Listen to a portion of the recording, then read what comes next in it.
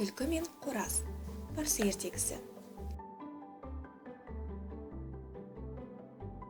Өтірік пе, шын ба, кім білсін?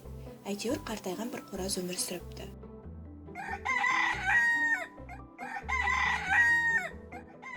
Ол түлкінің табанына талай рет түсіпті, бірақ қайткенмен де айласын тауып, түлкіден аман құтылып кете беріпті. Сөйтіп ол бірде село сыртына дән теріп, жер шоқып жүрген кезінде түлкінің өзіне қарай жасырына жақындап келе жатқанын көріп қалады. Қашып кетуге село алыс болады. Қораз жалма-жан ұшып, қасында тұрған ескілікті шегіршін ағашына барып қонады. Түлкі ағаштың түбіне жетіп келіп: «Пәлі, қораз, сен мені көре сала ағаш басына қонғаның не?» дейді. Ал қораз оған: «Немене, мен сені жүгіріп барып құшақтай алады деп едің?» деп жауап қайтарыпты.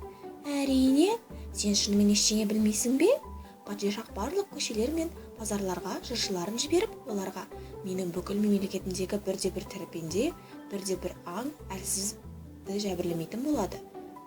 Келешекте бөрілер мен қойлар бір бұлақтан су ішіп, қырандар мен кептерлер бір ұяда өмір сүретін болады» деп жар салуға әмір етіпті. «Сен де енді жерге түс, бері кел, екеуміз бірге қыдырайық». «Неге ораймыз? Топ болып қыдырған жақсы» деп жауап беріпті қораз. «Сәл шыдай тұр, жыртқыштар да жетсін, құйындай жүйткіп, сосын бәріміз бірге қыдырамыз». Сол сәтте түлкі тұрып: «Ол неткен жыртқыштар? Қандай жыртқыштар?» деп сұрапты.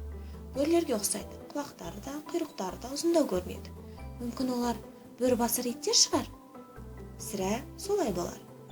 Түлкі иттер шыға келеді дегенді ести сала зыта жөнеледі.